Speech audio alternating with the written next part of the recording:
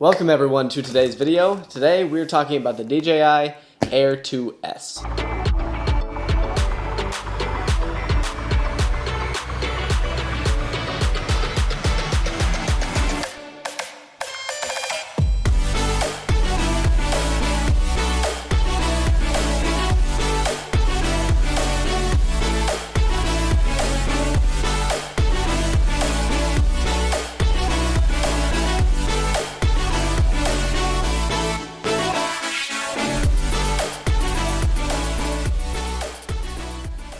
So it has been a little while since we've done a review here on the channel, and I would say this is probably one of the most awesome reviews that I've done yet. Drones are just such awesome pieces of equipment, and this is one of DJI's latest Mavic models, the Mavic Air 2S. So this thing came out about a year and a half ago. It was like early 2021 when they released this drone, which we're about to pull out. First of all, I want to start by showing you that just kind of everything that comes in the DJI Fly More combo, which is what I got. They're going to give you, of course, the drone, the remote, 3 batteries, ND filters for the camera, as well as extra propellers, extra sticks for your controller, and some other sweet things that they stick in there as well, like a sweet adapter that will make so you can basically plug like a phone charger into one of the batteries and make it a power amp. That's kind of awesome. So here is the drone itself, folds up super well, fits inside of this bag. Everything gets packed into this bag really nicely. I think DJI did a really good job of making a bag that fits all of the stuff for the Fly More combo in it really nicely.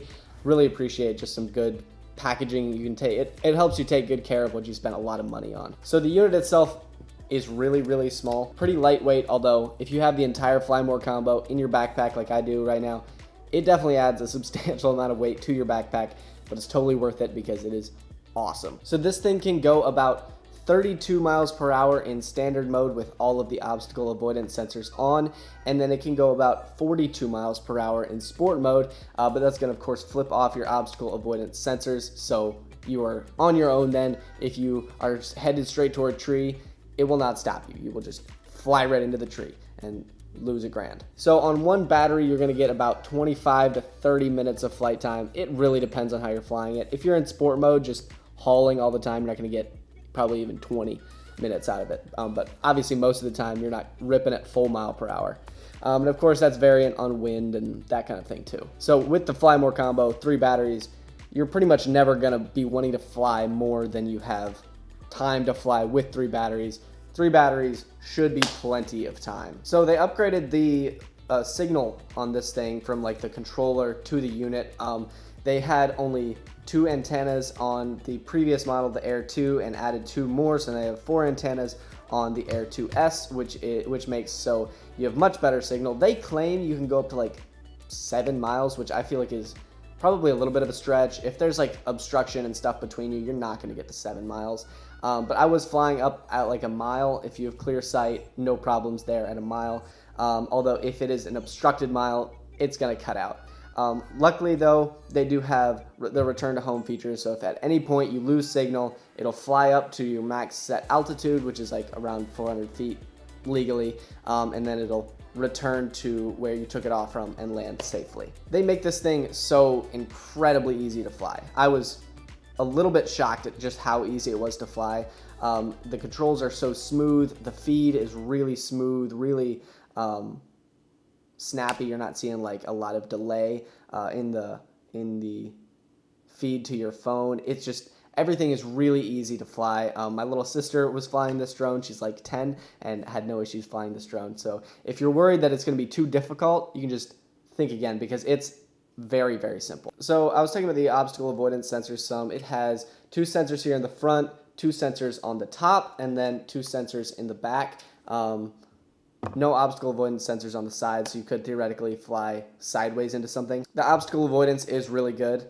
I've had great success with it. If you're just, yeah, it's honestly kind of magical. You can be flying and you can try to fly straight into something and it will just stop you short of it. It's great. It's honestly just another one of the great safety features that just makes it super easy to fly. So on the flight performance topic, if you're from Kansas, like I am, you know that you're gonna deal with some wind while you're flying your drones, and you wanna know what your drone can really take if it is capable of flying in winds. And this thing really is. It does a phenomenal job of taking winds.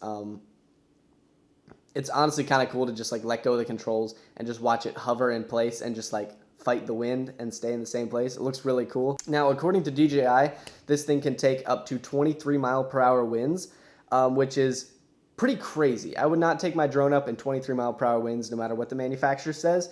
But the fact that they're saying that means that it's really good regardless of what it actually is. I'm guessing that they have I'm sure they've tested it and feel like that's what it can handle, which is really impressive.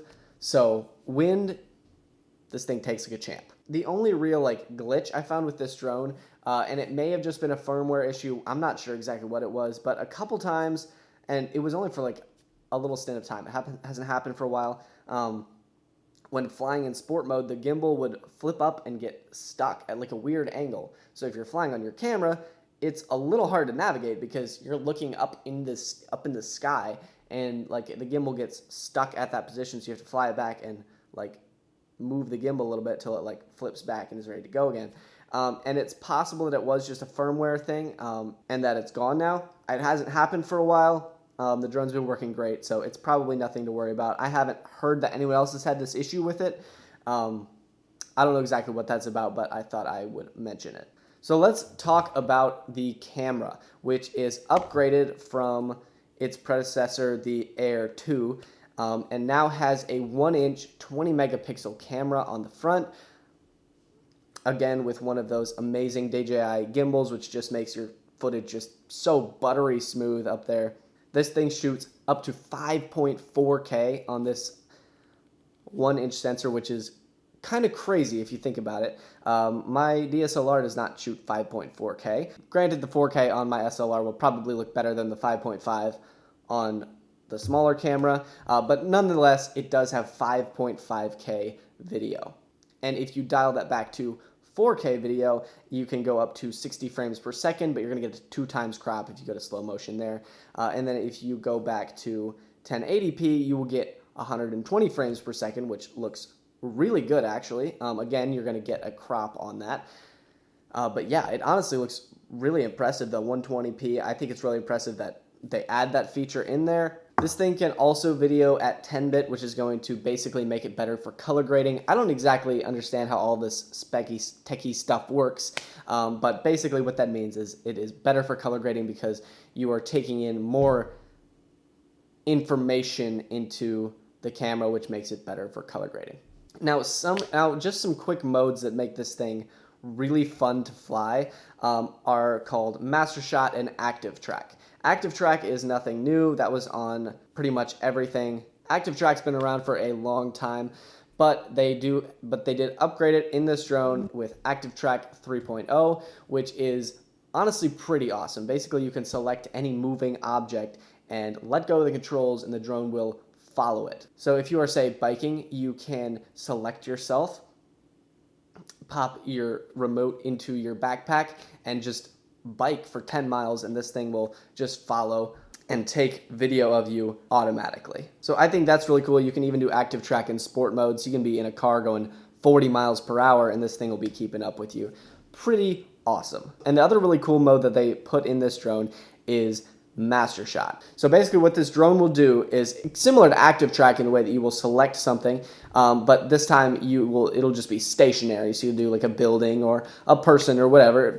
For this example, it's me standing in the park. You start this Master Shot. You just click a couple settings to say how long you want it, how much range away you want the drone from the object, and then it'll take like 1 to 3 minutes to basically automatically fly around and take these pre-programmed video shots of you, and then if you want it to, it will edit those together in a little video if you let the process complete. So basically, this takes this drone from easy to fly to you don't even have to fly it. I mean, not quite, but it's getting pretty close.